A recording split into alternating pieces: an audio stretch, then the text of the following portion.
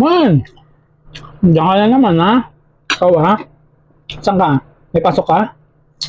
Damn, bumabagyo pa naman ngayon, no? Rest day ko kasi ngayon, eh. Pero syempre, hindi ako mangiinggit kasi nga, bagyo to, eh.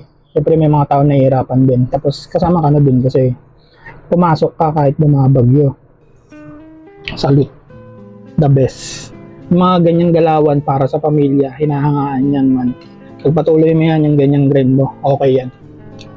No lang po, kapas. Pero yun nga, ang importante ngayong araw, dapat safe ka, tuyo ka, dapat lagi ka may dalang payong at kapote.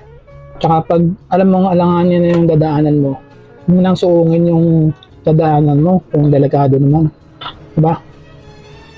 Yung trabaho nandyan lang yan, pero yung buhay mo, wala yan man, hindi makapalitan yan. Kaya dapat, lagi kang safe sa mga gantong panahon, okay? Yun lang. Ingat man!